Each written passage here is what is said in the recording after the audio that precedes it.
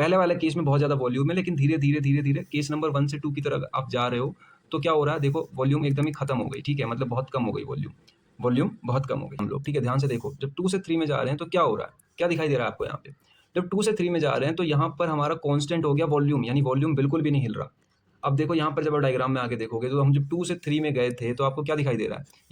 Similarly यहाँ पर अगर आप निकालोगे तो आपको पता चलेगा कि मैं यहाँ लिख ही देता हूँ, रुको, कि V2 बराबर है V3 की वैल्यू ज़्यादा बड़ी होगी। अब किसके प्रोसेस के बीच में हो रहा है ये?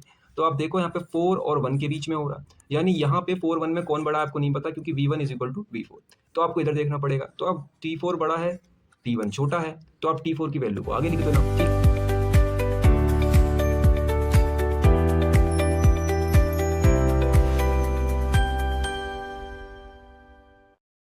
अब मैं आप लोगों को एक डेरिवेशन पढ़ाने जा रहा हूँ, that is based on auto cycle. तो आप लोग कंफ्यूज मत होना। देखो मैं यहाँ पे जितने डेरिवेशन हैं, न्यूमेरिकल हैं, इन सबको मैं खुद करके दिखाने वाला हूँ आप लोगों को, ताकि आप लोग कंफ्यूज ना हो और साथ ही साथ में आप लोगों को समझ में आए। क्योंकि लिखा पढ़ा तो अक्सर हर कोई पढ़ा देता है, बहुत आसान होता है देख के पढ़ाना, लेकिन खुद पढ़ाने में ना और खुद डेरिवेशन ड्राइव करने में आप लोगों को ही मज़ा आएगा, समझ में आएगा, ठीक है? तो मैं वैसा नहीं चाह रहा हूँ कि बस गो थ्रू हो गया और देन ख़त्म सब कुछ।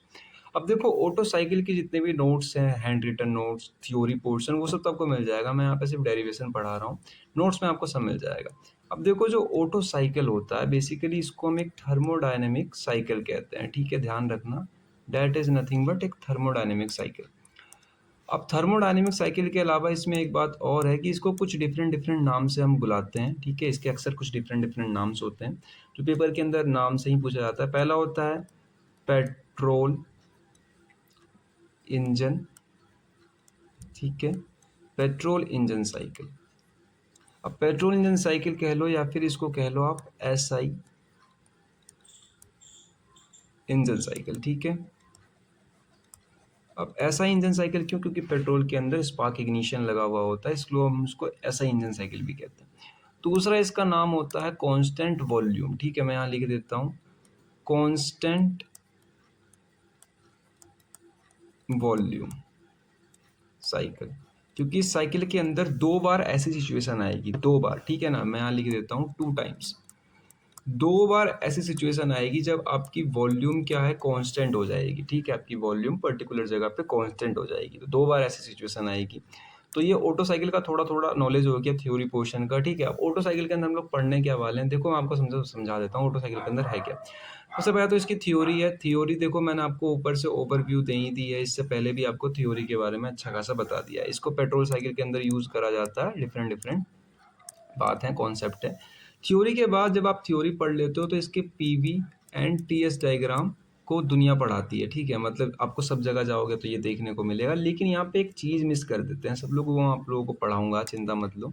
मैं जब भी पढ़ाता हूँ तो वो ज़रूर से पढ़ाता हूँ। देखो इसके बीच में ना एक टर्म आता है, इसके और इसके बीच में, इसके बीच में टर्म आता है कॉन्सेप्ट का, ठीक है? कि क्या कॉन्सेप्ट है, तो इन दोनों को रिलेट कराने का, तो वो मैं रिलेट कराऊंगा आप लोगों को। उसके बाद जब आप PVTS डायग्राम समझना शुरू कर जाओगे तब इसकी हम डेरिवेशन शुरू कर सकते हैं, ठीक है? तब हम इसका पूरा डेरिवेशन समझ के ख़त्म कर सकते हैं। अब 3 स्टेप में तो ये है, थ्योरी मैंने पढ़ा दी आप लोगों को, ठीक है? ये हो गई हमारी कंप्लीट।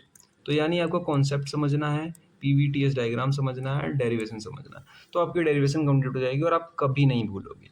ये तीनों चीज़ समझ में आ गई, तो चलो शुरू करते हैं, ठीक है?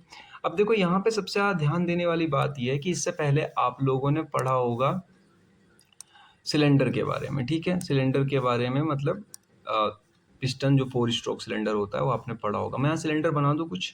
देखो जल्दी बना लेते हैं फटाफट से आपको समझाने के लिए, ठीक है? देखो ये एक सिलेंडर है, ठीक है? 4 सिलेंडर बना लेते हैं। ये दूसरा सिलेंडर हो गया आपका, मतलब वही सिलेंडर का दूसरा पार्ट हो जाएगा ये तीसरा हो जाता है आपका, ठीक है? एंड देन तीसरे के बाद ये चौथा हो जाता है आपका। चारों बन गए, बहुत ही आसान है, ज़्यादा कुछ इसमें टिपिकलनेस है नहीं। ये चारों मैंने बना दी जल्दी से। अब यहाँ पर देखो आपको ध्यान देने वाली बात ये है कि इसके अंदर पिस्टन लगे हुए होते हैं। मैं ये क्यों बता रहा हूँ, दैट इज़ द कॉन्सेप्ट, आपको समझाने के लिए कि जो है मैं आपको कुछ बताना चाह रहा हूँ, आप कुछ समझो तब आप रिलेट कर पाओगे ऑटो साइकिल। देखो सबसे पहले वाले केस में क्या है कि पिस्टन का जो सिलेंडर है ना, पिस्टन वो काफ़ी नीचे है, ठीक है? ये हो गया हमारा पिस्टन।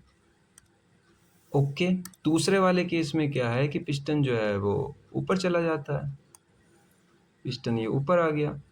तीसरे वाले केस में क्या है, ये पिस्टन तो ऊपर आ गया और एज वेल एज ये वाला जो पिस्टन है, इस वाले पिस्टन को हम यहाँ ऊपर रख लेते हैं, ये तीसरे वाले केस में। ठीक है, 4 केस होंगे, उसका लिए ध्यान रखना आप लोग। इसका एक और पार्ट ले लेते हैं, इस वाले केस में इसको नीचे रख देते हैं। ठीक है, तो ये 4 तरीके से, इस तरीके से केस हो गए। अब इस पिस्टन से ज़्यादा ध्यान आप बॉल पे भी देना थोड़ा। बॉल देखो, इस वाले में ये वाली खुली हुई है, ये वाली बंद है, इसमें दोनों बंद हैं। ये आपने पढ़ा होगा, आई होप कि आप लोगों ने पहले। देखो इसमें ना ये वाली भी बंद है, ठीक है, ये वाली बंद है, दोनों, ये वाली बंद है इसमें और ये वाली खुली हुई है। बस इतना सिंपल होता है। इसमें दोनों ही बंद है, मैं बना देता हूँ, ये भी बंद है और ये भी बंद है। बीच में सबका क्या लगा हुआ होता है, स्पार्क प्लग लगा हुआ होता है। तो ये डायग्राम मुझे बनाना इसलिए ज़रूरी पड़ गया क्योंकि मैं आप लोगों को कुछ समझाना चाहता हूँ। आप कोई भी, अगर आप मोटरसाइकिल उठा के देखोगे तो आपको वो लोग ये तो बता देंगे कि मोटरसाइकिल में पीवी डायग्राम कैसे है, डीजल डायग्राम कैसे है, बट जो भी आपको ये नहीं बताया जाएगा जो मैं आपको बता रहा हूँ। ठीक है, यही समझना बस खाली मेन है। लिख दूं मैं इनके ऊपर या समझ जाओगे? डैट इज, ये पिस्टन हो गया ये आपका और ये सिलेंडर हो गया। ठीक है, अब मैं इसके बारे में और डिटेलिंग में क्या ही लिखूँ, पिस्टन सिलेंडर दोनों हो गए। अब देखो यहाँ पे मैं कुछ बता देता हूँ एरो की हेल्प से कि ये जा किधर रहे हैं। पहले वाले केस में सिलेंडर जो है वो ऊपर की तरफ जा रहा है, दूसरे वाले केस में क्या है, सिलेंडर होल्ड है, तीसरे वाले केस में क्या है, सिलेंडर नीचे की तरफ आ रहा है, और चौथे वाले केस में क्या है, सिलेंडर फिर ऊपर की तरफ जा रहा है। अब देखो इसमें ध्यान देना, मैंने 4 केस लिए हैं, 4 केस में से 3 केस में सिलेंडर हिल रहा है, मतलब मूव कर रहा है पिस्टन। पहले वाला केस इसमें मूव कर रहा है, दूसरे वाला केस जिसमें वो होल्ड है, तीसरे वाला केस जिसमें वो फिर मूव कर रहा है, एंड देन चौथे वाला केस जिसमें वो फिर मूव कर रहा है। एक केस में मूव नहीं कर रहा है। ठीक है, ये समझाना इसलिए ज़रूरी है क्योंकि यही मेन चीज़ है। ठीक है, देन कंटिन्यू करते हैं।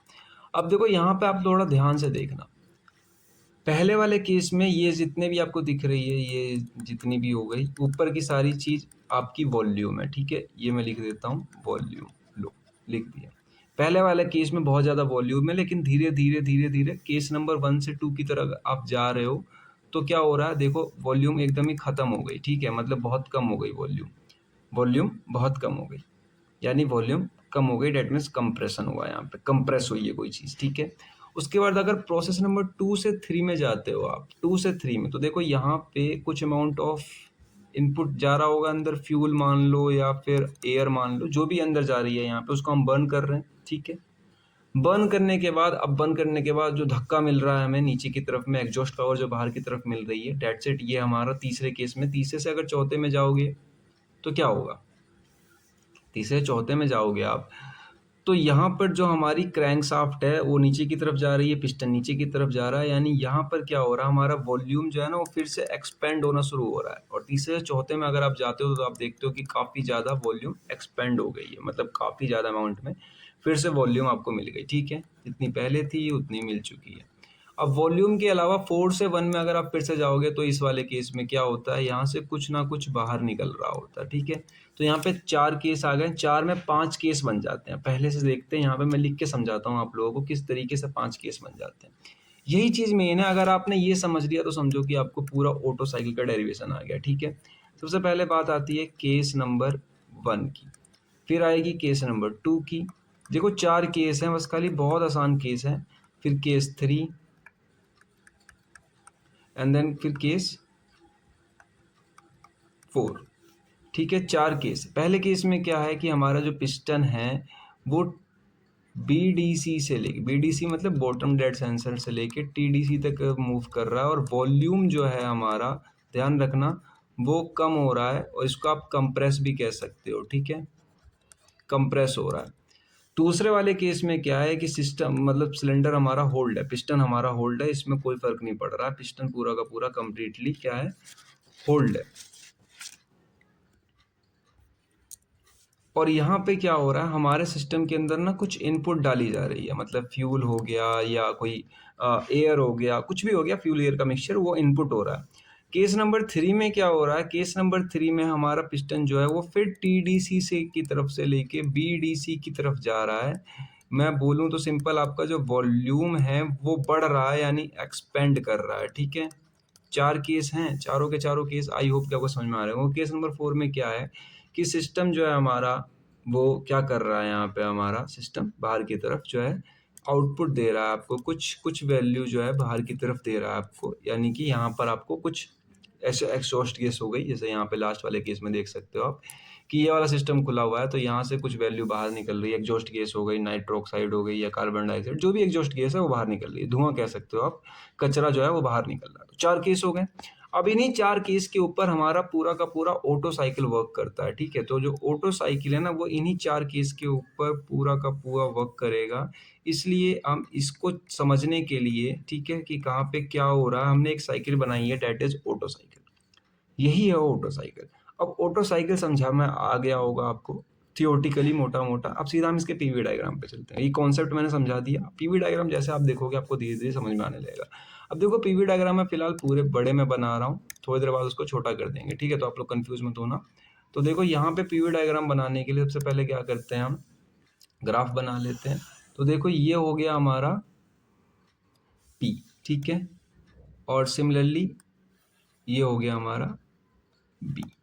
तो अगर आप चाहो तो लिख सकते हो इनके ऊपर, वैसे लिख देना पेपर के अंदर में, ऐसा नहीं है कि खाली छोड़ देना। इधर हमारा पी प्लॉट हो गया, इधर वी प्लॉट हो गया। अब पी वी प्लॉट में सबसे ज़्यादा मेन ध्यान देने वाली बात है कि आप इसका डायग्राम बनाओगे कैसे। तो डायग्राम हमेशा ऐसे बनाना जैसे मैं बना रहा हूँ।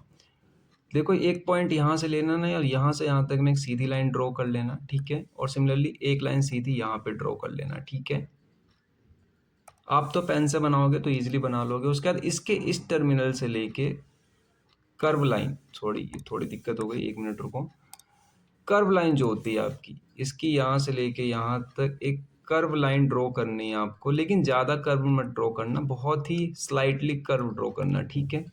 सिमिलरली इसके इस पॉइंट से लेके इस पॉइंट तक आपको एक कर्व लाइन ड्रॉ करनी है, लेकिन बहुत ज़्यादा ड्रॉ मत करना, हल्की सी कर्व लाइन ड्रॉ करना। तो डेट्स इट। ये आपका पीवी डायग्राम हो जाता है ऑटो साइकिल का। मैं यहाँ लिख देता हूँ हम किसका बना रहे हैं, तो ऑटो साइकिल का बना रहे हैं, ठीक है। अब ऑटो साइकिल का हम पीवी डायग्राम बना रहे हैं। उसके बाद अब इसमें ना आपको वैल्यूज लिखनी पड़ेंगी, ये कौन सा प्रोसेस कहाँ से शुरू हो रहा है, कहाँ पे खत्म हो रहा है। तो देखो यहाँ से 1 शुरू होता है, 2, 3 एंड देन 4। उसके बाद इतना समझ में आ गया आप लोगों को। देखो इतना तो बहुत आसान है, इतना मुझे नहीं लगता कोई दिक्कत हुई होगी आपको। ऐसा डायग्राम बनाना है, डायग्राम के अंदर इन वैल्यूज को रखना है और एज वेल एज आपको ऐसे डील कर लेना। तो let's say PV diagram motorcycle का ज़्यादा कुछ नहीं है। अब इसमें ध्यान दो कि प्रोसेस नंबर 1 से 2 में अगर आप जाते हो, प्रोसेस नंबर 1 से 2 में, तो 1 में ज़्यादा वॉल्यूम है। देखो अगर आप, मैं यहाँ पे डॉटेड लाइन से वैल्यू दिखाऊं तो V1 is equal to V4 के है, और यहाँ पर अगर आप देखोगे तो V2 is equal to V3 के है। तो V1 की वैल्यू जो है वो बहुत ज़्यादा है, क्योंकि वॉल्यूम किस तरफ बढ़ रहा है, इस तरफ बढ़ रहा है। तो V1 की वैल्यू जो है बहुत ज़्यादा है एज़ कम्पेयर टू V2 के। तो आप देखोगे कि जैसे जैसे हम प्रोसेस नंबर 1 से 2 में शिफ्ट होते जा रहे हैं, ठीक है, प्रोसेस नंबर 1 से 2 में शिफ्ट होते जा रहे हैं, तो वॉल्यूम घटता जा रहा है। और अगर आप थोड़ी देर पहले ध्यान दोगे तो देखो केस नंबर 1 में क्या है, केस नंबर 1 में यही तो है कि हम जैसे जैसे BDC से लेके TC की तरफ जाते जाएंगे वॉल्यूम घटता जाएगा। तो केस नंबर 1 यही है जब हमारा पिस्टन क्या कर रहा है, पिस्टन ऊपर की तरफ जा रहा है, ठीक है। तो ये ऑटो साइकिल ही है, पूरी की पूरी वही सिलेंडर है जो आपने 4 स्ट्रोक पढ़ा है, ठीक है। फिलहाल हम पेट्रोल का पढ़ रहे हैं, यानी कि हम SI इंजन पढ़ रहे हैं, ठीक है। उसके बाद जब प्रोसेस नंबर 2 से 3 में जा रहे हैं हम लोग, ठीक है, ध्यान से देखो, जब 2 से 3 में जा रहे हैं तो क्या हो रहा है, क्या दिखाई दे रहा है आपको यहाँ पे। जब 2 से 3 में जा रहे हैं तो यहाँ पर हमारा कांस्टेंट हो गया वॉल्यूम, यानी वॉल्यूम बिल्कुल भी नहीं हिल रहा। अब देखो यहाँ पर जब आप डायग्राम में आके देखोगे तो हम जब 2 से 3 में गए थे तो आपको क्या दिखाई दे रहा है, यहाँ पे जहाँ पे पिस्टन है वहीं पे पिस्टन है, वॉल्यूम तो बिल्कुल भी नहीं हिला। बस सिर्फ क्या डिफरेंस आया, तो कुछ अमाउंट ऑफ एनर्जी हमने अंदर भेज दी, ठीक है, कुछ हीट अंदर भेज दी हमने, ठीक है, जो कंबर्स होगी, जो जलेगी, जो हमें हीट देगी। तो 2 से 3 में आप क्या दिखा सकते हो, 2 से 3 में आप ये दिखा सकते हो कि कुछ अमाउंट ऑफ, देखो मैं यहाँ लिख देता हूँ कि कुछ अमाउंट ऑफ हीट इंटर कर रही है सिस्टम के अंदर, ठीक है, कुछ अमाउंट ऑफ हीट इंटर कर। 3 से 4 में क्या हो रहा है, देखो V3 की वैल्यू काफ़ी ज़्यादा छोटी है V4 के कंपेरिजन, यानी फिर से वॉल्यूम बढ़ रहा है आपका, तो फिर से एक्सपेंड हो रहा है। जब ये एक्सपेंड हो रहा है तो आप यहाँ पे दिखा सकते हो कि 3 से 4 जब प्रोसेस आप गो थ्रू कर रहे हो तो वो कौन सा प्रोसेस होगा? तो वो ऑब्वियस सी बात है 3 से 4 प्रोसेस आपका कौन सा प्रोसेस होगा जब आपका सिलेंडर टीडीसी से लेके बीडीसी तक जाएगा, यानी वॉल्यूम बढ़ेगी, एक्सपेंड होगा, ठीक है, यानी ये वाला केस है। तो मैं समझा रहा हूँ थ्योरी से, आपको डायग्राम रिलेट करा रहा हूँ, यही चीज़ लोग स्किप कर देते हैं। तो आप अब समझ पा रहे होगे कि मैं क्या बताना चाह रहा था, मैं क्या करना चाह रहा हूँ। 4 से 1 में अगर आप देखोगे तो क्या हो रहा है, 4 से 1 में वॉल्यूम फिर से कांस्टेंट है, ठीक है, वॉल्यूम कांस्टेंट है, हाँ कांस्टेंट है। और यहाँ पर हमारी जो हीट एनर्जी है, वो हीट एनर्जी क्या कर रही है, बाहर की तरफ भाग रही है। देखो यहाँ पर अगर आपको दिखाई देगा तो यहाँ पर क्या हो रहा है, यहाँ पे कुछ ना कुछ वैल्यू तो बाहर जा रही है ना। अब 4 से 1 में देखो, 4 से 1 में जो पिस्टन है ये बिल्कुल बीडीसी पे है, ये भी बीडीसी पे है, तो वॉल्यूम तो सेम ही है, हालांकि आपको थोड़ा सा डिफरेंस दिख रहा होगा, लेकिन थोड़ी देर बाद ये बिल्कुल नीचे आ जाएगी। जब बिल्कुल नीचे आ जाएगी तो दोनों की वॉल्यूम बिल्कुल इक्वल हो जाएगी, तो वॉल्यूम तो कांस्टेंट है। अब जब वॉल्यूम कांस्टेंट है, या फिर आप एक ऐसा काम करो कि ये लो थोड़ा बेकार ही लग रहा है दिखने में, एक काम करते हैं हम कि चलो इसको जो है बिल्कुल इसके साइज के बराबर बना देते हैं, ठीक है, अब सही लग रहा है दिखने में। अब यहाँ पे क्या हो रहा है, यहाँ पर अगर आप देखोगे तो जो वॉल्यूम है 4 से 1 में, यहाँ पे कुछ अमाउंट ऑफ हीट एनर्जी बाहर की तरफ जा रही है। जो एग्जॉस्ट गैस है उसके अंदर, जो एग्जॉस्ट गैस के अंदर जो हीट है वो सिस्टम से बाहर निकल गई, यानी जो एग्जॉस्ट गैस होती है वो गर्म होती है। आपको पता है जब आप बाइक चलाते हो तो उसके अंदर जो आप पेट्रोल डालते हो, पेट्रोल ठंडा होता है, गर्म होता है, लेकिन जब उसको आप हीट एनर्जी में कन्वर्ट कर देते हो तब वो गर्म हो जाता है। जब आपका इंजन चलने लगता है तो इंजन हीट प्रोड्यूस करता है ना, वो वर्क डन देता है आपको। तो वो जो वर्क डन देता है वो कैसे देता है, वही हीट के कारण देता है। और जब बाद में जब आप उसको गाड़ी में से जो आपकी कंबशन एयर निकलती है, धुआं निकलता है, काला धुआं निकलता है, वो सब गर्म होते हैं क्योंकि उनके अंदर हीट होती है। तो सिंपल यही कंस्ट्रक्शन है, यही वर्किंग है, ठीक है। आई होप कि आपको अच्छे तरीके से समझ में आ गया होगा। समझाने के लिए मुझे इतना कुछ इसके अंदर लिखना पड़ा, ठीक है। तो देन चलो हम शुरू करते हैं अपना प्रोसेस के नेम्स, ठीक है। प्रोसेस के नेम बहुत ज़्यादा इंपॉर्टेंट है। आप लोग अब प्रोसेस के नेम से जाके मिलने वाले हो, अभी तक तो मैंने प्रोसेस के नेम बताए भी नहीं है आप लोगों को। तो देखो प्रोसेस के नेम समझने के लिए ना हम इस डायग्राम को थोड़ा सा छोटा कर लेते हैं, ताकि आप यहाँ पे मैं प्रोसेस के नेम भी इजीली लिख पाऊँ और आप लोग समझ भी पाओ। इसलिए मैंने डायग्राम पहले बड़ा बनाया था ताकि अच्छे तरीके से समझ में आए, बट अब डायग्राम छोटा कर लेते हैं। तो डायग्राम यहाँ हमने बना के रख लिया है, ठीक है, डेट सेट, ये हो गया हमारा डायग्राम। ऑटो साइकिल के बारे में हम पढ़ रहे हैं, इसको भी थोड़ा छोटा कर लेते हैं। हमने यहाँ पे हम प्रोसेस के नाम देख लेते हैं, ठीक है। Auto cycle. अब देखो यहाँ पे प्रोसेस के नाम जो देखने हैं ना, आपको ध्यान देना, प्रोसेस नंबर 1 पे चलते हैं सबसे पहले, ठीक है। प्रोसेस नंबर 1 से 2 को देख रहे हैं हम लोग, ठीक है। तो इसको मैंने हाईलाइट कर दिया ताकि आपको ध्यान रहे कि ये प्रोसेस है, और एज वेल एज अब इसको क्या करते हैं अपन लोग, थोड़ा सा छोटा कर देते हैं ताकि प्रोसेस सही से दिखाई दे। तो ठीक है, प्रोसेस नंबर 1 से 2। अब प्रोसेस नंबर 1 से 2 में क्या है, आपने देखा था कि यहाँ पे जो हमारा पिस्टन है, ठीक है, मैं लिख देता हूँ, जो हमारा पिस्टन है वो मूव कर रहा है, ठीक है, वो मूव कर रहा है टीडीसी से लेके, सॉरी टीडीसी से नहीं, बीडीसी से, ठीक है। अभी आपने डायग्राम देखा तो वही लिख रहा हूँ बस खाली मैं यहाँ पे, ताकि आप लोगों को समझ में आ जाए। बीडीसी से लेके टीडीसी की तरफ मूव कर रहा है, ठीक है। इसको हाईलाइट कर देते हैं क्योंकि ये इंपॉर्टेंट लाइन हो जाती है हमारी यहाँ पे, कि बीडीसी से लेके टीडीसी की तरफ मूव कर रहा है। और यहाँ पर हमें क्या मिल रही है, यहाँ पर हमें मिल रही है एक वैल्यू। वो वैल्यू क्या है कि हमारा जो वॉल्यूम है, ठीक है ना, वो ध्यान रखना, वॉल्यूम घट रहा है, डिक्रीज हो रहा है। तो इस प्रोसेस का नाम होता है आइसेंट्रोपिक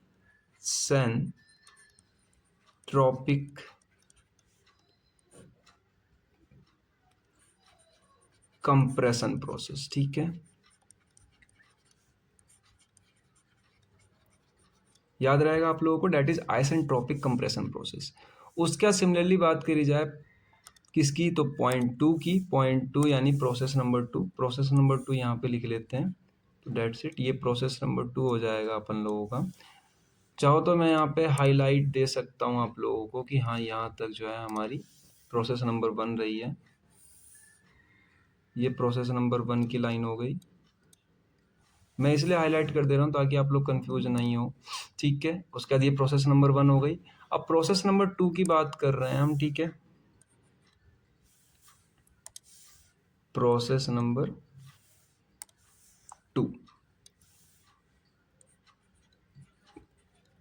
प्रोसेस 2 से 3 तक की। तो 2 से 3 तक में आप देख रहे हो कि यहाँ पर हमारी कुछ अमाउंट ऑफ हीट इंटर कर रही है, ठीक है। क्या कर रही है? हीट इंटर कर रही है। तो यहाँ पे लिख भी सकते हो कि जो हमारी हीट इंटर कर रही है, ठीक है, हीट इनपुट, वो क्या है? क्यू इन है, हमने बताया है। इस प्रोसेस का नाम होता है हमारा यहाँ पे heat addition, heat addition at constant volume, क्योंकि वॉल्यूम पे हीट एड हो रही है। देखो V2 पे और V3 पे दोनों की वैल्यू इक्वल है, इसलिए यहाँ पे हम कांस्टेंट वॉल्यूम लिखेंगे। कांस्टेंट वॉल्यूम पे हीट एडिट हो रही है। आप ऐसा भी लिख सकते हो कि V2 is equal to V3। इस वाले केस में क्या है? हमारा V2 V3 के इक्वल है, ठीक है। तो डेट्स इट। आपको आई होप कि समझ में आ गया होगा, ठीक है। आगे चलते हैं। 2 प्रोसेस हो गए यहाँ पे, तीसरे प्रोसेस पे चल रहे हैं। वैसे तो आपको समझ में आ ही गया होगा, बस खाली मैं आपकी सुविधा के लिए यहाँ पे लिख दे रहा हूँ, ऐसी कोई बात नहीं है। समझ में आ गया होगा। अगर आप चाहो तो अपने नोट्स भी बना सकते हो साथ में, ठीक है, ऐसी कोई बात नहीं है। यहाँ पे हम चलने जा रहे हैं अब प्रोसेस नंबर 3 से 4 में। अब प्रोसेस नंबर 3 से 4 में क्या हो रहा है? अगेन एक्सपेंड हो रहा है, एक्सपेंड। तो इसको हम क्या कहते हैं? यहाँ पर आप अगर चाहो तो पिस्टन की मूवमेंट बता सकते हो कि जो हमारा पिस्टन है वो क्या कर रहा है? वो इस बार TDC से लेके BDC की तरफ जा रहा है, ठीक है। आप ये चाहो तो बता सकते हो, पिस्टन मूवमेंट बता सकते हो। पिस्टन मूवमेंट के अलावा क्या बता सकते हो? आप ये बता सकते हो कि यहाँ पे जो वॉल्यूम है वो इंक्रीज कर रही है ना, वॉल्यूम इंक्रीज कर रही है। वॉल्यूम जो है, वॉल्यूम, रुको 1 मिनट, मैं ढंग से ही लिख देता हूँ इस वॉल्यूम को। जो वॉल्यूम है हमारी वो इंक्रीज कर रही है। और एज वेल एज इस प्रोसेस का जो नाम होता है ना, वो होता है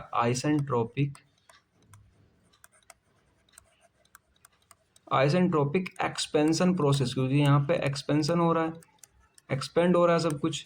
तो that it isentropic expansion process. उसके बाद नेक्स्ट प्रोसेस जो होता है हमारा, वो आता है that is nothing but, next process जो आता है डेट इज नथिंग बट हमारा फोर्थ प्रोसेस होता है। फोर्थ प्रोसेस होता है 4 से 1। उसमें क्या होता है हमारा कि हीट रिजेक्ट कर रहा होता है, ठीक है। तो मैं लिख देता हूँ प्रोसेस नंबर 4 से 1। तो वहाँ पे क्या हो रहा है? हमारा हीट रिजेक्ट हो रहा है। आपको पता है हीट रिजेक्ट हो रहा है। तो यहाँ पे आप लिख भी सकते हो कि हीट जो है वो रिजेक्ट हो रहा है, यानी इसको आउटपुट मान लो कि हीट हमारी इतनी बाहर जा रही है। उसको हमने क्या माना है? जो हीट बाहर जा रही है, डेट इज क्यू आउटपुट, ठीक है। अब यहाँ पे जो वैल्यू है, तो जो इस प्रोसेस का नाम है वो क्या होता है? हीट रिजेक्शन प्रोसेस, ठीक है ना। याद रखना आप लोग, हीट रिजेक्शन प्रोसेस। लेकिन इसमें एक चीज होती है कि एट कांस्टेंट वॉल्यूम। अब कांस्टेंट वॉल्यूम क्यों? मैं आपको डायग्राम में दिखाता हूँ। कांस्टेंट वॉल्यूम इसलिए क्योंकि यहाँ पर आप अगर आप नोटिस करोगे तो जो हमारा हीट रिजेक्ट हो रहा है बाहर की तरफ, वो कांस्टेंट हो रहा है, इसलिए कांस्टेंट, ठीक है। आई होप कि आपको पीवी डायग्राम और सारे प्रोसेस अच्छे तरीके से समझ में आ गए होंगे। हालांकि मैंने डिटेल में बात करी है सारे टॉपिक की, लेकिन अगर अभी भी आपको कोई डाउट है तो मुझे कमेंट बॉक्स में कमेंट करके बता देना। यहाँ तक तो देखो मैंने आपको बताया था ना, यहाँ पे देखो हमारे कॉन्सेप्ट हमने पढ़ दिया है, अब थ्योरी पढ़ दी है, अब टीएस डायग्राम बाकी है, फिर हम सीधा डेरिवेशन पे चलेंगे, ठीक है। आप बिल्कुल डिटेल में पढ़ते रहो। आप अगर चाहो तो इस वीडियो के पार्ट्स बना के पढ़ लेना, अभी इतना पढ़ लो, बाद में आगे पढ़ लेना, ऐसा करके। मतलब आप जब भी पढ़ना फ्रेश मन से पढ़ना, मेरे कहने का मतलब यहाँ ये है, ठीक है। अब नेक्स्ट टॉपिक पे आ चुके हैं अपन लोग, that is nothing but TS diagram. अब टीएस डायग्राम पे आ गए हैं, तो मैं आप लोगों को टीएस डायग्राम बहुत ही अच्छे तरीके से पढ़ाने जा रहा हूँ, ठीक है। टीएस डायग्राम शुरू कर रहे हैं हम लोग। Next topic is going to be TS diagram. अब देखो टीएस डायग्राम समझने से पहले ना आपको एक चीज पता होनी चाहिए, वो क्या? टीएस में ना 2 वर्ड होते हैं, एक टेम्परेचर, दूसरा एस होता है, इंट्रोपी को रिप्रेजेंट करता है, ठीक है ना। तो ये ध्यान रखना आप लोग, इंट्रोपी को रिप्रेजेंट करता है वो। अब देखो टीएस डायग्राम मैं यहाँ पे बना दे रहा हूँ, इसके बाद हम एक बार पीवी डायग्राम और बनाएंगे। हालांकि मैं बना के रख रखा है, मैंने उसको आपको दिखाऊंगा कहाँ पे बना के रख रखा है। तो डेट इज हमारा टीएस डायग्राम का प्लॉटिंग, ठीक है। और टीएस डायग्राम के ये एस हो गया, वो टी हो गया। समझने की कोशिश करना। देखो बहुत सिंपल है, अगर आप पीवी समझ गए तो ये तो समझ ही जाओगे। इनमें और इसमें पीवी में कोई खास डिफरेंस नहीं है।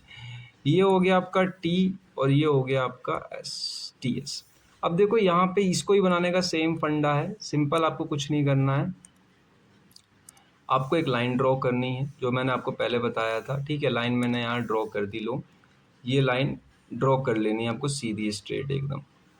वैसे तो आप ऐसे कॉपी में बनाओगे तो बहुत ईजिली बना लोगे, मुझे थोड़ी दिक्कत होती है बनाने में। उसके बाद दूसरी सीधी लाइन आपने ड्रॉ कर ली, ठीक है। दो सीधी लाइन ड्रॉ कर लेना, इसके टर्मिनल को एक मिनट, इसके टर्मिनल को दूसरे टर्मिनल के साथ आपको कनेक्ट कर देना है, ठीक है। इस टर्मिनल को आपने लिया और इस टर्मिनल के साथ आपने कनेक्ट कर दिया। लेकिन ध्यान रखना है कि इसमें कर्व ना के बराबर देना है, बहुत रेयर सा कर्व देना है, क्योंकि कर्व ना आपको वैसे देख के लगेगा कि किताबों में कर्व है ही नहीं, बट अगर आप कंपैरिजन करने जाओगे तब आपको पता चलता है कि हल्का सा कर्व होता है, सिर्फ हल्का सा। तो बहुत ही ना के बराबर आप लोग कर्व देना, या फिर ऐसा समझो कि आप बिल्कुल स्ट्रेट भी लगा सकते हो, कोई ज़रूरत नहीं है कर्व देने की, ठीक है। तो आपको नहीं भी देने की इच्छा तो आप नहीं भी दे सकते हो। अब देखो इसमें थोड़े से ना वैल्यूज थोड़े बदल जाते हैं। इसमें 1 यहाँ से शुरू होता है, इससे पहले डायग्राम में इस तरफ से शुरू हुआ था, ठीक है। 2 यहाँ पर होता है, 3 यहाँ पर होता है, 4 यहाँ पर होता है। तो इसमें ना जब वैल्यू बदल जाती है तो आंकड़े बदल जाते हैं। इस बार हीट जो हमारी इनलेट करेगी वो यहाँ से करेगी, ठीक है। आउटपुट जो करेगी 4 से 1 में वो यहाँ से करेगी, ठीक है। बहुत सिंपल डायग्राम है, टीएस भी समझ में आ गया आपको और पीवी भी समझ में आ गया। देखो प्रोसेस नंबर 1 से 2 सेम है, वही आपका कि कंप्रेशन प्रोसेस है, isentropic compression process. Process number 2 से 3 आपका क्या है, तो वही है सिंपल हीट एडिशन प्रोसेस, ठीक है। उसके बाद प्रोसेस नंबर 3 से 4 क्या है आपका, तो एक्सपेंशन प्रोसेस है कि भैया 4 से 3 से 4 हम क्या कर रहे हैं, एक्सपेंड कर रहे हैं, आइसेंट्रोपिक एक्सपेंशन प्रोसेस। अब देखो आइसेंट्रोपिक इसलिए लिखा पड़ा है क्योंकि इसमें भी 2 बार अगर आप देखोगे तो आइसेंट्रोपी इंट्रोपी जो है हमारी कांस्टेंट हो रही है। एंड सबसे लास्ट में प्रोसेस नंबर 4 से 1 that's it also going for कि आपकी 4 से 1 में क्या हो रही है, हीट रिजेक्शन प्रोसेस। तो ये चारों प्रोसेस सिंपल आपको समझ में आ गए। अब इसका जो टीएस डायग्राम है और जो पीवी डायग्राम है वो फटाफट से आपको मैं दोनों के कंपेयर करना सिखा देता हूँ, ठीक है। तो देन मैंने आप लोगों के लिए एक पीवी डायग्राम और टीएस डायग्राम दोनों के दोनों ही फटाफट से बना लिए हैं। अब देखो यहाँ पर सिंपल, आप कंफ्यूज होने की कोई ज़रूरत नहीं है। यहाँ नीचे वाला जो है आप लोगों का पीवी डायग्राम है, मैं लिख देता हूँ लेट्स सेट पीवी, और इधर वाला जो है वो टीएस डायग्राम। अब यहाँ पे टीएस डायग्राम और पीवी डायग्राम में आपको ध्यान देने वाली बात यह है कि कुछ टर्म्स होते हैं जो आपको ध्यान में रखने होंगे, ठीक है। अब देखो टर्म्स क्या होते हैं मैं दिखाता हूँ। वैसे कि यहाँ अगर आप यहाँ पे T3 की वैल्यू निकालोगे तो अगर आप देखोगे तो डेट सेट आपकी T3, ठीक है। T2 की वैल्यू निकालोगे तो ये आपकी T2, सिमिलरली ये T4, ठीक है, T4, और सबसे नीचे आएगी आपकी T1। अगर यहाँ पर आप V1 और V4 की वैल्यू निकालोगे तो यहाँ पे आपको पता चलेगा कि V1 बराबर है V4 के, ठीक है। सिमिलरली यहाँ पर अगर आप निकालोगे तो आपको पता चलेगा कि मैं यहाँ लिख ही देता हूँ, रुको, कि V2 बराबर है V3 के। तो इतनी वैल्यू आपको पता होनी चाहिए टीवी मतलब टीएस डायग्राम और पीवी डायग्राम में। अगर इतना आपको पता चल रहा है तो डेट इज समझ में आ रहा है आपको सब कुछ, ठीक है। यहाँ तक आपको सब कुछ पता होना चाहिए, ठीक है। उसके बाद यहाँ पर अब आपको 2 प्रोसेस ध्यान रखने हैं, ठीक है। मैं यहाँ सबसे बीच में मार्जिन कर देता हूँ, एक वाइट कलर से कर देते हैं, चलो वाइट कलर से मैंने एक ये मार्जिन कर दिया, वाइट कलर से चलो मैंने ये किया मार्जिन कर दिया, बीच में कर देते हैं एकदम बीचों बीच। देखो ये चीज़ आपको समझनी पड़ेगी जो मैं समझाने जा रहा हूँ। इस चीज़ में देखो कोई ढिलाई नहीं चलेगी, क्योंकि सबसे ज़्यादा मेन अब यहाँ पर यहाँ से हमारा डेरिवेशन शुरू हो रहा है। हमने दोनों पॉइंट क्लियर कर दिए, पीवी टीएस भी। अब थोड़ी देर लगेगी, डेरिवेशन खत्म हो जाएगा। मैंने बहुत डिटेलिंग में समझाया इसलिए थोड़ा ज़्यादा टाइम लग गया। अगर मैं ऊपर ऊपर से समझाता औरों की तरह तो कम टाइम में समझा देते अपन, ठीक है। लेकिन मैंने यहाँ पे थोड़ा सा ज़्यादा टाइम लिया है समझाने में, इसलिए थोड़ा सा ज़्यादा टाइम लग गया, ठीक है। अब देखो 2 चीज़ मैंने यहाँ लिखी है, दोनों पे आप फोकस करना, थोड़ा गौर फरमाना। ये जो प्रोसेस नंबर है ये 2 से 3 प्रोसेस है, ठीक है, 2 से 3 प्रोसेस है। और जो ये है ये 4 से 1 प्रोसेस है। इन दोनों प्रोसेस में ना एक तरफ तो हीट इन हो रही है, एक तरफ हीट आउट हो रही है। अगर आप चाहो तो यहाँ लिख सकते हो कि क्यू इन और डेट्स इट ये क्यू आउट, ठीक है। ये दोनों के दोनों आपने लिख लिया। अब देखो यहाँ पर जो आपकी क्यू इन हो रही है, थोड़ा डायग्राम को ढंग से समझना, मैं पेन दूसरा ले लेता हूँ। यहाँ पे जो आपकी क्यू इन हो रही है तो ये प्रोसेस नंबर 2 और 3 के बीच में इन हो रही है, ठीक है। यहाँ पे थोड़ा पेन की ब्रीथ कम कर लेते हैं रुको। हाँ, अब सही सा लग रहा है। ये जो इन हो रही है ये प्रोसेस नंबर 2 और 3 के बीच में हो रही है और कांस्टेंट वॉल्यूम पे हो रही है। आप देख रहे हो ये कांस्टेंट वॉल्यूम है, तो यहाँ पर हो रही है। तो अगर आप हीट इन की इक्वेशन लिखने जा रहे हो, ठीक है, हीट इन की इक्वेशन लिखने जा रहे हो तो कैसे लिखोगे आप? तो आप जब हीट इन की इक्वेशन लिखते हो तो लिखते हो आप हीट इन, जिसको हम डिनोट करते हैं क्यू एन से, ठीक है। तो जो क्यू एन की वैल्यू हो जाएगी आपकी, वो क्या हो जाएगी? जितनी अमाउंट ऑफ हीट इन हुई, कहाँ से हुई?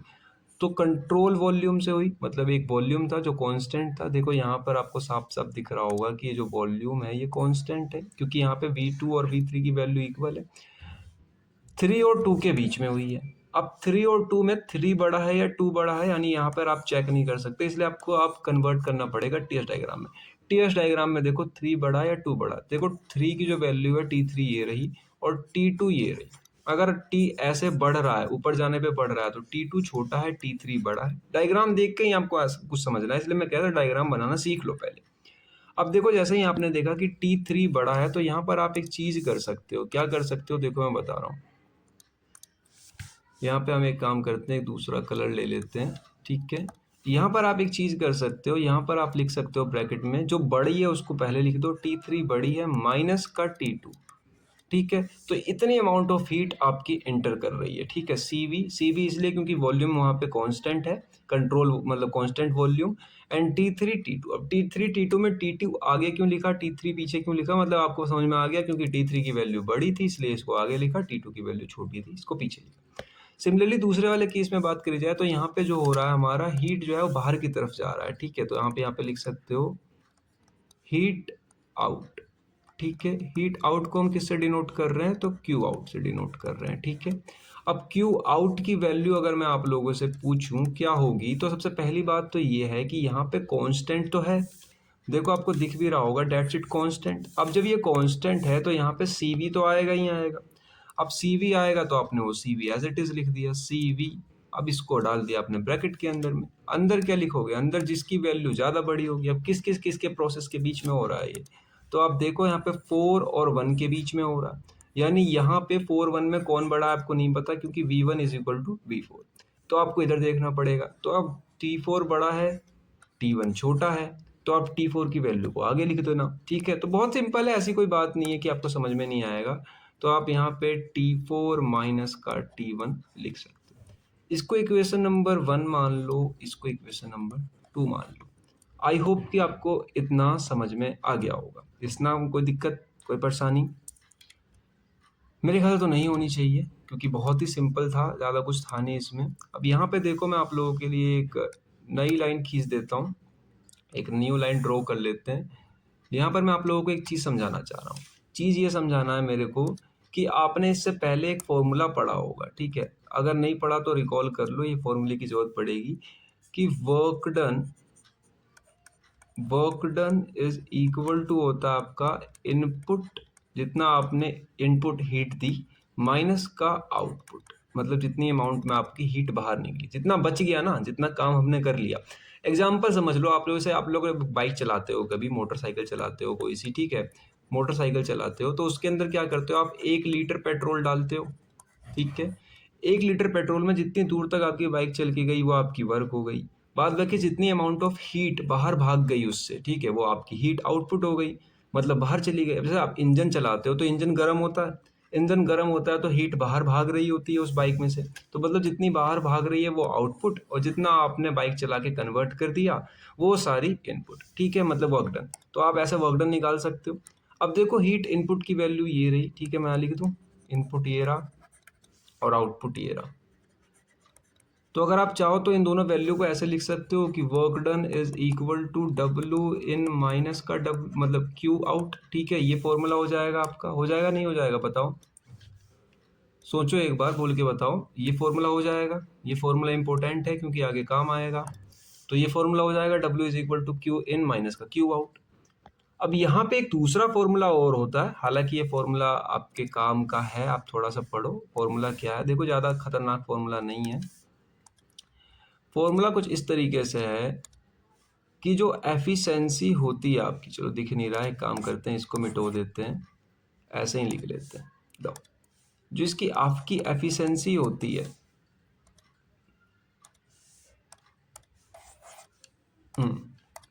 जो आपकी एफिशिएंसी होती है, एफिशिएंसी उसको रिप्रेजेंट करते हैं हम ईटा से, और उसका जो फॉर्मूला होता है ना, वो थोड़ा ध्यान से देख लो आप लोग।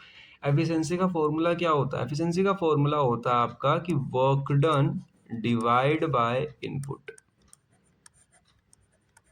तो वर्क डन अभी आपने थोड़ी देर पहले निकाला, Q in minus Q out, और इनपुट भी आपको पता है, ठीक है। तो ये फॉर्मूला होता है किसका? एफिशिएंसी का। अब इसको डिब्बे में डाल देते हैं, ठीक है। ये एफिशिएंसी का फॉर्मूला होता है। कभी कभार क्वेश्चन में आपको वर्क डन दे देगा और इनपुट दे देगा, और आपसे कहेगा कि इतने अमाउंट ऑफ हीट इनपुट है और इतने अमाउंट ऑफ जो है आपको वैल्यू निकालनी है। तो इसको मैं स्टार बना दे रहा हूँ यहाँ पे, याद रखना इसको, एफिशिएंसी का फॉर्मूला है। अब देखो यहाँ पे आपको एफिशिएंसी इज इक्वल टू, मैं सॉल्व कर रहा हूँ इसके आगे की जितने भी वो है, ठीक है। एक काम करते हैं, बीच में मार्जिन ले लेते हैं ताकि आपको दिक्कत ना हो। ये लो, आगे का सॉल्यूशन उधर कर देंगे, आगे का इधर कर देंगे। तो एफिशिएंसी इज इक्वल टू हो जाने वाला है आपका वर्क डन यानी कि क्यू इन माइनस का Q out divide by input. क्या है हमारा? तो इनपुट भी हमारा क्यू इन है। तो अगर आप चाहो तो यहाँ पे फ्रॉम इक्वेशन 1 एंड 2, आपने दो इक्वेशन मानी थे ना, उन दोनों इक्वेशन की लाके यहाँ पे वैल्यू रख सकते हो। अब देखो क्यू इन और क्यू आउट की वैल्यू क्या है, तो अभी थोड़ी देर पहले निकाली हम लोगों ने। ये क्यू इन की वैल्यू है, लाओ मैं इनको भी हाईलाइट कर देता हूँ वरना आप लोग कहोगे कि कहाँ गई। देखो ये क्यू इन की वैल्यू है, ठीक है। ये रही हमारी क्यू इन की वैल्यू, और as well as Q out की वैल्यू जो है डेट शीट हमारी ये रही, ठीक है। ये हो गई हमारी क्यू आउट की वैल्यू। तो हमारे पास दोनों वैल्यू हैं। इन दोनों वैल्यू का हम क्या करने वाले हैं? अब ले जाके इक्वेशन में पुट करने वाले हैं। इक्वेशन नंबर 1, इक्वेशन नंबर 2 आप लोगों ने देख ली। तो अब इन दोनों को ले जाके हम यहाँ पे पुट करने वाले हैं। तो हमारे पास आने क्या वाला है, तो जो मैं यहाँ लिख देता हूँ, चलो ठीक है। तो एफिशिएंसी इज इक्वल टू हो जाने वाला है हमारे पास C V T3 minus T2 minus का सी वी T4 माइनस का T1 divide by C V T3 minus T2। अब आपको क्या करना है, एक बार इसके डिवाइड में इसको रखना है, एक बार इसके डिवाइड में इसको रखना है। तो यहाँ से कुछ वैल्यू कट जाएंगी, मतलब एक बार ये कट जाएगा, ठीक है।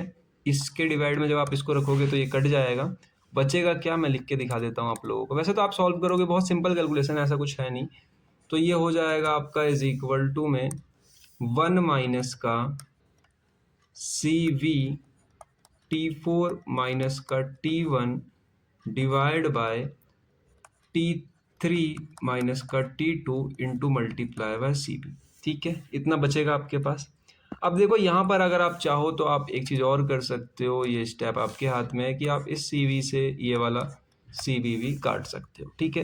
तो आपके पास अब क्या बचेगा? तो आपके पास जो बचने वाला है वो बहुत बड़ी चीज़ बचने वाली है। डेट मीन्स एक फॉर्मूला है अपने आप में कि efficiency is equal to 1 minus का T4 माइनस का T1 divide bye T3 minus का T2।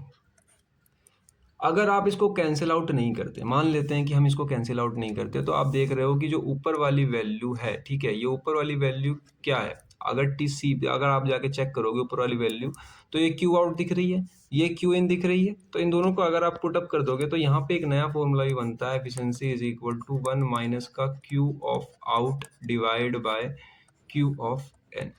तो ये भी एक फॉर्मूला होता है। यहाँ पे फॉर्मूले निकलते जा रहे होंगे, आप लोग देख रहे हो जब से। तो मैं सबको ही हाईलाइट करते जा रहा हूँ, जो सामान आपके काम के सामान है मैं सबको हाईलाइट कर दे रहा हूँ यहाँ पे। तो ये भी एक फॉर्मूला है, ठीक है। यहाँ से आप चेकआउट कर सकते हो। अब देखो, मान लो आपने कट आउट कर दिया, दोनों को कैंसिल कर दिया, सी बी से सी बी, तो आपके पास बचता है ये भी अपना आप एक फॉर्मूला है, इसको भी मैं हाईलाइट कर देता हूँ, ठीक है। अब इसको हम इक्वेशन मानते हैं, ठीक है। इसको हमने क्या किया, हमने एक इक्वेशन मान लिया, इसको मान लेते हैं इक्वेशन नंबर ए। अब ए क्यों मान रहे हैं हम बताएंगे आपको, थोड़ी देर बाद आपको पता चल जाएगा। वैसे बेसिकली इसमें ऐसा कुछ है नहीं। अब यहाँ से ना थोड़े पुराने टर्म लेकर आ रहा हूँ मैं, पुराने टर्म इसलिए ताकि आपको समझ में आए। कंप्रेशन रेशियो और एक्सपेंशन रेशियो, दो रेशियो आएंगे यहाँ पे, ठीक है। पहला आएगा कंप्रेशन रेशियो, दूसरा आएगा एक्सपेंशन रेशियो। अब कैसे आएगा देखो,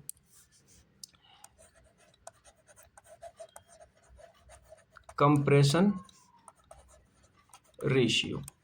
अब कंप्रेशन रेशियो क्या होता है, जहाँ पर आपका सिस्टम कंप्रेस हो रहा है, जहाँ पर आपकी बॉडी कंप्रेस हो रही है, पूरा सिलेंडर कंप्रेस हो रहा है, तो वो किस केस में हो रहा है। आप अगर डायग्राम में चलोगे और चेकआउट करते हो कि कहाँ हो रहा है ऐसा, तो यहाँ पर देखोगे तो 1 से 2 में कंप्रेशन हो रहा है। मैंने पॉइंट आउट भी जब लिखवाए थे तो आपको बताया था, देखो प्रोसेस नंबर अगर 1 से 2 आप चेकआउट करोगे तो 1 से 2 में क्या हो रहा है, देखो आइसेंट्रोपिक कंप्रेशन प्रोसेस, यहाँ पे कंप्रेशन हो रहा है। अब देखो कंप्रेशन हो रहा है तो यहाँ पर आपको एक चीज़ देखनी पड़ेगी, डायग्राम में आ जाओ। कंप्रेशन हो किस में रहा है, तो 1 से 2 में हो रहा है, ठीक है, ध्यान रखना 1 से 2 में हो रहा है। जोन सी वैल्यू ज़्यादा बड़ी होगी उसको ऊपर लिखेंगे, जोन सी वैल्यू छोटी होगी उसका नीचे लिखेंगे। तो देखो यहाँ पे V1 बड़ा है या V2 बड़ा है, देखो मैं दूसरा पेन ले लेता हूँ, जाओ यहाँ पे V1 बड़ा है या V2 बड़ा है। तो ऑब्वियस सी बात है, अगर इस तरफ वैल्यू बढ़ रही है तो V1 ज़्यादा बड़ा है, V2 छोटा है, तो V1 जो है हमारा बड़ा है, ठीक है। कंप्रेशन हो किस में रहा है, तो इसी वाले में हो रहा है, इसलिए यहाँ पर आए हैं हम लोग, ठीक है। अब यहाँ पर आप आओ और अपना वैल्यू लिख दो।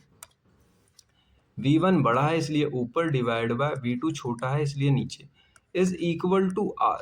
इसको हम कहते हैं R, इसको नोटेशन देते हैं R, डेट इज हमारा कंप्रेशन रेशियो, ठीक है। ये आपको पता चल गया कि कंप्रेशन रेशियो होता है।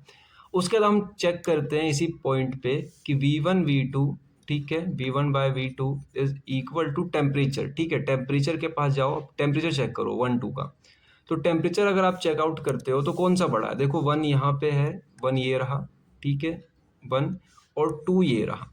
कौन सा बड़ा दिख रहा है आपको, अगर आप ऊपर जाते हो तो इसके पास पहले जल्दी पहुंचोगे या इसके पास पहले जल्दी पहुंचोगे। तो अगर आप जैसे ही ऊपर जाते हो तो इसके पास पहले जल्दी पहुंच, ये छोटा है, इसकी वैल्यू ज़्यादा बड़ी है, तो T2 ऊपर जाएगा, T1 नीचे आएगा, ठीक है। इतना समझ में आ गया आप लोगों को, मैं क्या कह रहा हूँ, T2 ऊपर जाएगा, T1 नीचे आएगा, ठीक है। मैं यहाँ लिख सकता हूँ कि देखो T2 ऊपर गया और T1 नीचे रह गया। अब इसके बीच में ना एक रिलेशन बनाने के लिए हम एक कोफिशिएंट लेकर आते हैं, डेट इज गामा। गामा की वैल्यू गिवन होती है क्वेश्चन में अक्सर, वैसे एयर के लिए 1.4 होती है, तो इसकी पावर चढ़ा देते हैं हम, ठीक है, ध्यान रखना। ये हमने लिया और इसकी पावर चढ़ा दिया गामा माइनस की 1, ठीक है। ये एक स्टैंडर्ड फॉर्मूला है, इस फॉर्मूले को मैं हाईलाइट कर देता हूँ, जो आपको ध्यान रखना। अगर ये भूल गए ना आप, ये फॉर्मूला भूल गए तो समझ लो, अरे हाईलाइट क्या कर रहा हूँ, दिख ही नहीं रहा।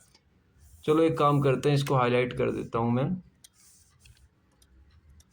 बट आप ध्यान रखना अगर आप ये फॉर्मूला भूल गए तब फिर दिक्कत हो जाएगी, फिर आपको कुछ नहीं हो सकता, फिर समझ लो पूरी डेरिवेशन आपकी गई। तो इस फॉर्मूले को मैंने ये कर दिया हाईलाइट, इस फॉर्मूले को आप हमेशा ध्यान रखना। लो स्टार भी बना दिया मैंने इसके ऊपर, इस फॉर्मूले को ध्यान रखना। एक तो ये होता है और एक और फॉर्मूला आएगा, उस फॉर्मूले को भी ध्यान रखना। दो फॉर्मूले जरूर से चाहिए आपको इस डेरिवेशन में, अगर आपको वो ध्यान नहीं तो आप कुछ नहीं कर सकते। अब देखो यहाँ से बहुत सिंपल हो जाती है कैलकुलेशन। यहाँ से आप अगर T2 की वैल्यू निकालना चाहो, T1 की वैल्यू निकालना चाहो, निकाल सकते हो, किसी की भी निकाल सकते हो, ऐसी कोई बात नहीं है। चलो मान लो हमने T2 की निकाल ली, तो T2 by T1 is equal to R की पावर गामा माइनस 1, दिख रहा होगा आपको, क्योंकि इसको हमने R बोल रखा है। देखो ये रहा V1 by V2 is equal to R, तो इसकी जगह पे हमने क्या पुटअप कर दिया, R पुट कर दिया। तो यहाँ से हमें T2 की वैल्यू मिल जाती है कि T1 R की पावर गामा माइनस 1, ठीक है, इतनी मिल जाती है हमें। आई होप कि समझ में आ रहा होगा आपको इतना। तो यहाँ पे हमें ये वैल्यू मिल गई, इसको इक्वेशन नंबर मान लेते हैं हम, इक्वेशन नंबर ए उसको माना था, इसको बी मान लेते हैं, ठीक है, बी। यहाँ पे कंप्रेशन रेशियो खत्म, कंप्रेशन रेशियो सिर्फ इतना ही था, इसलिए आपको कंफ्यूज ना हो, इसलिए मैंने वहाँ पे लाइन खींच दी थी कि वो पीछे का कॉन्सेप्ट लेकर आए थे। अब हम दूसरा लेकर आएंगे, एक्सपेंशन रेशियो, ठीक है। Next one is going to be our expansion ratio. अब देखो आप लोग कंफ्यूज हो रहे हो तो मैं बता रहा हूँ, वीडियो पॉज करो, पीछे दोबारा जाओ, जाके देख के समझो मैं क्या कर रहा हूँ। कुछ दो टर्म मैं पीछे से लेकर आ रहा हूँ, ठीक है। Next one is going to be expansion ratio. Expansion ratio कहाँ पर होगी, जहाँ पे एक्सपेंशन हो रहा होगा सिस्टम के अंदर। तो एक्सपेंशन हो कहाँ रहा है, तो प्रोसेस नंबर 3 से 4 में हो रहा है। कैसे हो रहा है, चलो देखते हैं। अब देखो एक्सपेंशन कहाँ पे हो रहा है, अगर आप देखोगे तो एक्सपेंशन हो रहा है यहाँ पे 3 से 4 में, मतलब 4 में एक्सपेंशन हो रहा है।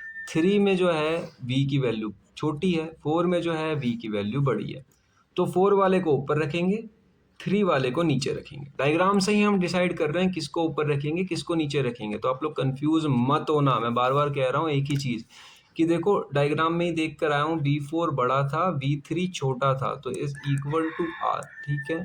अब ये R के इक्वल है। सिमिलरली मैं यहाँ लिख सकता हूँ V4 बाय V3 की पावर गामा माइनस की 1 इज इक्वल टू, अब देखो टेम्परेचर आपको लिखना है। टेम्परेचर या तो आप डायग्राम देख कर आओ या जस्ट इसका उल्टा लिख दो। अब देखो डायग्राम भी देखने जाओगे तो आपको यही दिखेगा, तो शॉर्टकट है ये, अगर आप उल्टा भी लिख दोगे तो भी काम बन जाएगा। यानी आपने एक का देखा, दूसरे का उल्टा लिख दिया। अब देखो यहाँ पे जैसे कि आप इसका उल्टा लिखोगे तो देखो T4 और T3 देखना है आपको, तो T4 में देखो T3 जो है वो बड़ा है, ऊपर जाएगा। T4 क्या है, T4 छोटा है, देखो ये रहा T4, T4 नीचे जाएगा, तो T3 ऊपर, T4 नीचे। तो यहाँ पर या तो आप इसका उल्टा लिख दो, देखो अब देखो मैं यहाँ लिख रहा हूँ, देखो मैं लिख रहा हूँ T3 ऊपर लिख रहा हूँ क्योंकि बड़ा था, T4 नीचे लिख रहा हूँ। तो आपकी इच्छा है, आप एक को देखो दूसरे का उल्टा लिख दो, या दूसरे को देखो पहले का उल्टा लिख दो, ठीक है। ये शॉर्टकट है, ऐसी कोई बात नहीं है जो आपको समझ में नहीं आएगी, बहुत ही आसान है सब कुछ। देन आगे चलते हैं। अब यहाँ पर आप चाहो तो आप क्या कर सकते हो, यहाँ पर आप चाहो तो आप वैल्यू निकाल सकते हो T3 की, बहुत आसान है, ज़्यादा दिक्कत तो है नहीं। अब देखो T3 की वैल्यू अगर आप निकालते हो यहाँ से तो क्या हो जाने वाली है, वो हो जाएगी T4, इसको हमने R मान लेना है, ठीक है। तो R की पावर गामा माइनस 1, यही तो हो जाएगी T3 की वैल्यू, ये हो जाएगी। तो यहाँ से आप वैल्यू निकाल सकते हो। इसको इक्वेशन नंबर क्या मान लेते हैं, इसको इक्वेशन नंबर मान लेते हैं अपन लोग, D हो गया, C हो गया, इसको मान लेते हैं C मान लेते हैं, ठीक है। तो इक्वेशन नंबर C हो गया। अब यहाँ पर आपको किस किस चीज़ की वैल्यू मिल गई, अगर आप देखोगे T3 की वैल्यू मिल गई यहाँ से आपको, और यहाँ से आपको किसकी वैल्यू मिल गई, T2 की वैल्यू मिल गई, ठीक है। T2 और T3 की वैल्यू मिल गई। अब T2 और T3 की वैल्यू ले जाके अगर हम इसके अंदर पुट कर देते हैं इक्वेशन नंबर 1 के अंदर, तो हमें कुछ वैल्यू देखने को मिलेंगे, ठीक है। मैं लास्ट में आपको एक फॉर्मूला शीट बनाकर दे दूंगा जहाँ पर आपको सारे ही फॉर्मूले लिख के दे दूंगा कि हाँ ये इंपॉर्टेंट है, ठीक है। अब देखो मैं यहाँ पे लिख रहा हूँ, सिमिलरली हमारा जो इक्वेशन चलते आ रहा है, that's it, putting values C and B in equation A. तो इक्वेशन ए का जो फॉर्मूला है that is equal to 1 minus का T4 माइनस का T1 divide bye T3 minus का T2, ये फॉर्मूला है, ठीक है। यहाँ पर हम T3 और T2 की वैल्यू पुटअप कर रहे हैं। तो जैसे ही आप इसके अंदर वैल्यू पुटअप करते हो तो efficiency is equal to 1 minus का T4 T1 में तो कुछ चेंज नहीं होना, ये सेम रहेगा, सेम छोड़ दिया हमने, ठीक है, डिवाइड बाय। अब देखो T2 की वैल्यू अगर आप देखोगे तो T1 R की पावर गामा माइनस 1, ठीक है। तो हम यहाँ पे लिख देते हैं, वैसे तो पहले T3 की लिखनी है तो आप पहले T3 की लिख दो, देखो T3 की आपके सामने लिखी हुई है, T4 R की पावर गामा माइनस 1 माइनस का T1 R की पावर गामा माइनस 1, ठीक है।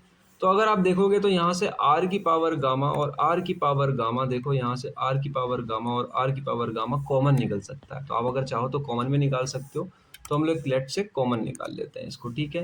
तो efficiency is equal to 1 minus का T4 माइनस का T1 डिवाइड बाय, देखो हमने गामा को बाहर निकाल लिया तो अंदर क्या बचा, T4 माइनस का T1, और गामा को हमने क्या करा, R की पावर गामा माइनस 1 को हमने बाहर निकाल लिया। अगर आप चाहो तो कैंसिल आउट कर सकते हो, आपको दिख रहा होगा, इससे इसको कैंसिल आउट कर सकते हो, दोनों के दोनों कट जाएंगे। अब कटने के बाद आपके पास क्या बचेगा, तो ऑब्वियस सी बात है आपके पास जो बचने वाला है डेट शीट, बहुत सिंपल वैल्यू बचने वाली है कि efficiency of Otto cycle is equal to 1 minus of 1 divide by R की पावर गामा माइनस 1, इतना बचेगा आपके पास, इसके अलावा तो कुछ नहीं बचेगा, डेट्स इट, ठीक है। इसको चाहो तो आप ब्लॉक में डाल सकते हो, और ये हो जाता है आपका फाइनल आंसर, मतलब जो हम ड्राइव कर रहे हैं इसकी एफिशिएंसी। तो एफिशिएंसी ये होती है ऑटो साइकिल की, ठीक है, एफिशिएंसी होती है,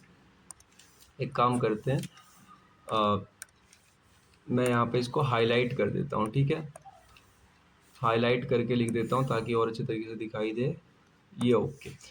तो यहाँ पर हमारी एफिशिएंसी प्रूव हो गई। यहाँ पर मैं आप लोगों को एक फॉर्मूला शीट प्रोवाइड कर दूंगा, जब मैं इसके न्यूमेरिकल पढ़ाने आऊँगा तो मैं सारे फॉर्मूले एक जगह पे लिख के लेकर आ जाऊँगा, और आपको सब कुछ समझा दूँगा कि किन-किन फ़ॉर्मूलों की आपकी ज़रूरत पड़ेगी। डिफ़रेंट डिफ़रेंट काइंड के यहाँ पे न्यूमेरिकल्स भी है जो हम डील करेंगे। मेरा एक्सप्लेनेशन कैसा लगा पढ़ाने का, और अगर इससे जल्दी पढ़ाना हो तो मुझे बता देना, मैं इससे जल्दी भी पढ़ा सकता हूँ। ये तो बहुत डिले पढ़ाया है और काफ़ी चीज़ समझाई है, एक-एक चीज़ समझाई मैंने आप लोगों को। टाइम का भी यहाँ पे मैंने ध्यान नहीं दिया कितना टाइम लग रहा है। फुल डेरिवेशन थी ये, फुल डेरिवेशन के साथ में डायग्राम वायग्राम सब कुछ था। वीडियो पसंद आई हो लाइक कर देना। नेक्स्ट वीडियो मैं आप लोगों को तभी दूँगा जब आप लोग 10 लाइक टारगेट कंप्लीट कर देते हो, ठीक है? अगर आप लोग 10 लाइक टारगेट कंप्लीट कर देते हो तो मैं नेक्स्ट पार्ट बना के अपलोड कर दूँगा। और चैनल पे पहली बार हो तो चैनल को जो है सब्सक्राइब कर लो, क्योंकि चैनल पे आपको बहुत काम के सब्जेक्ट मिलने वाले हैं। Then thank you so much. हाँ, मैं अपना नाम बताना भूल गया था। मेरा नाम है आदित्य ठाकुर। देन मैं मिलता हूँ आप लोगों को इसके नेक्स्ट पार्ट में। तब तक के लिए कीप लर्निंग।